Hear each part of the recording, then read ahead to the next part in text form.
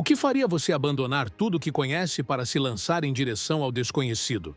O que move um homem a desafiar impérios milenares, cruzar desertos intransitáveis e confrontar exércitos infinitamente maiores que o seu?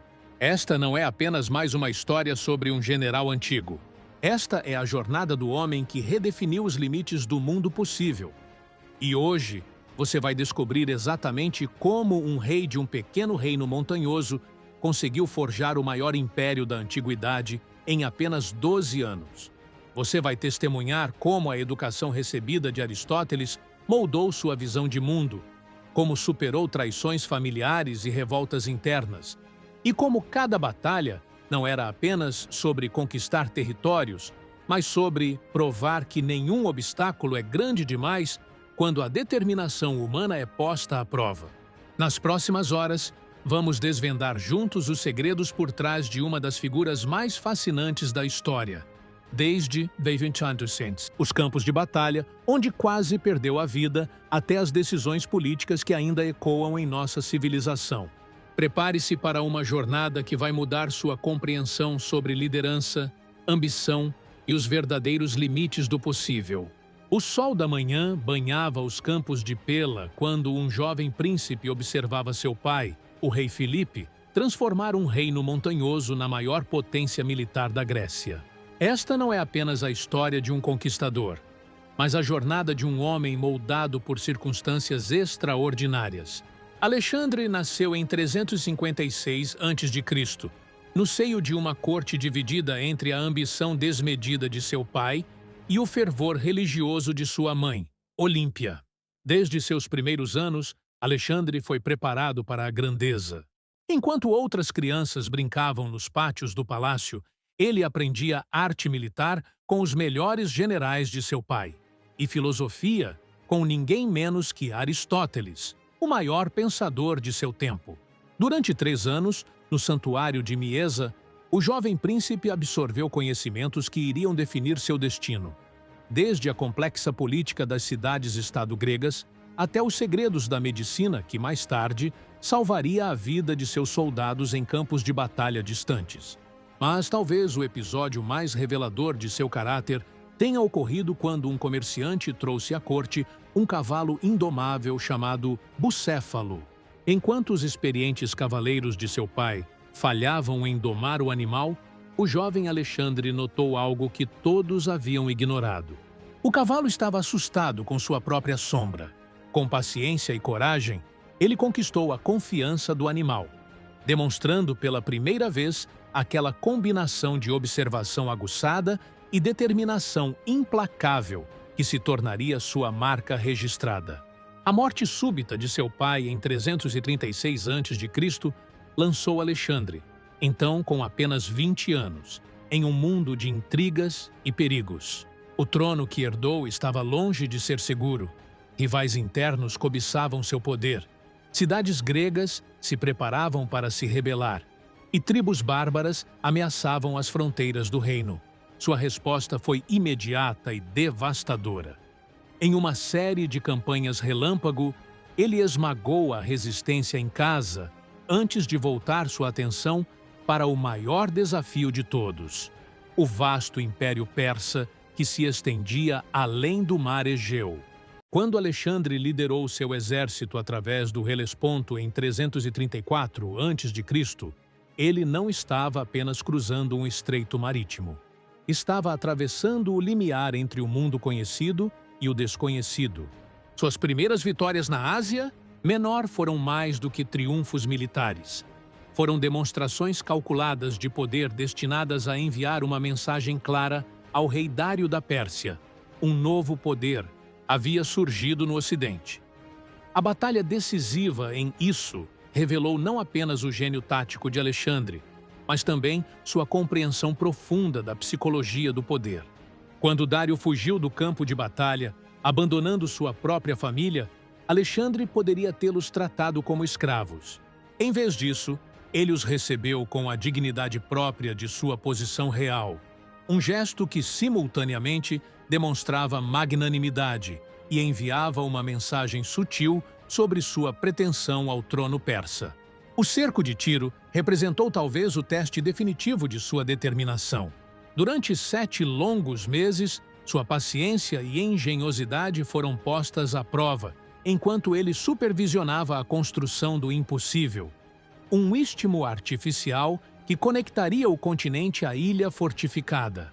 Quando a cidade finalmente caiu, o mundo antigo compreendeu que não havia obstáculo grande, o suficiente para deter a ambição de Alexandre.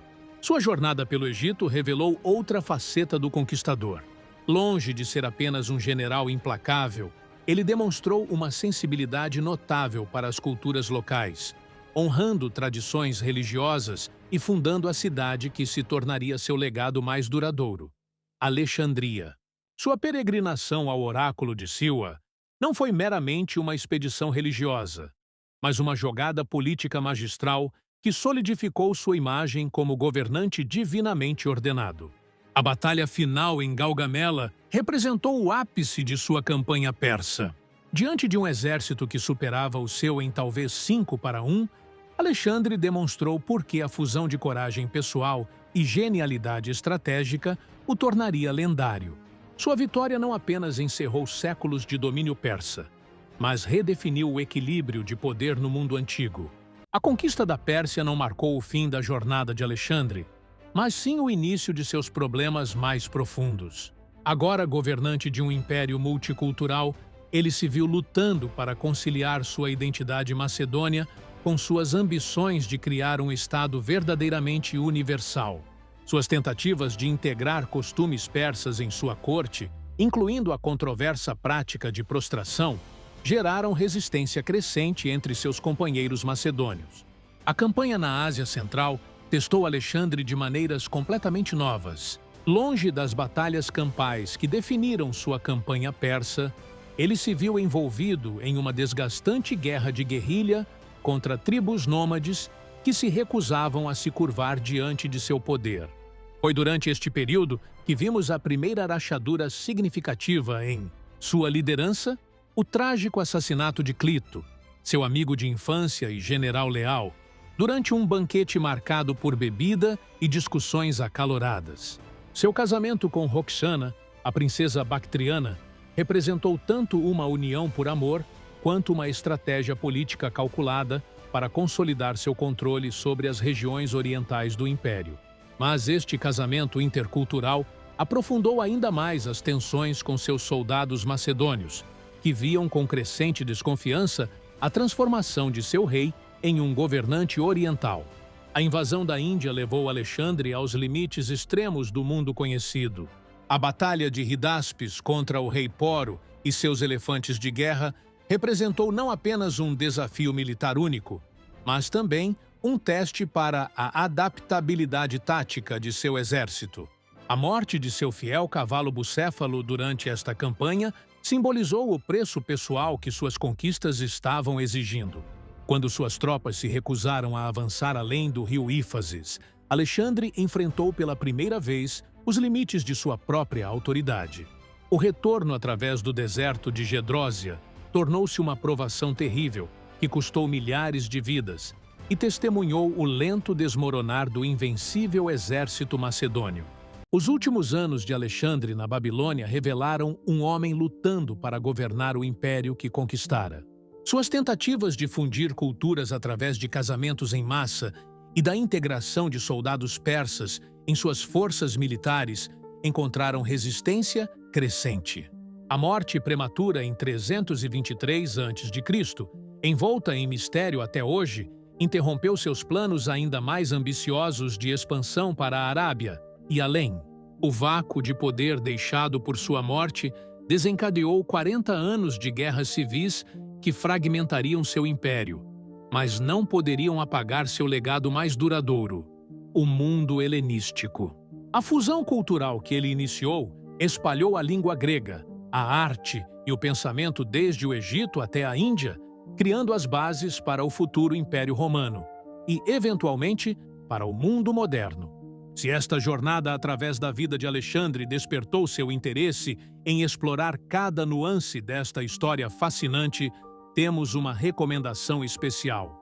O livro Alexandre o Grande, de Philip Freeman, Oferece uma análise profunda e acessível que une rigor histórico com narrativa cativante.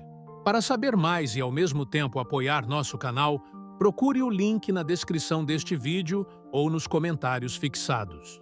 Sua aquisição através desses links nos ajuda a continuar produzindo conteúdo de qualidade.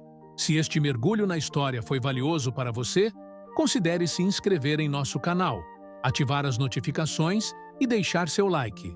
Cada gesto de apoio nos incentiva a trazer mais narrativas históricas com esta profundidade.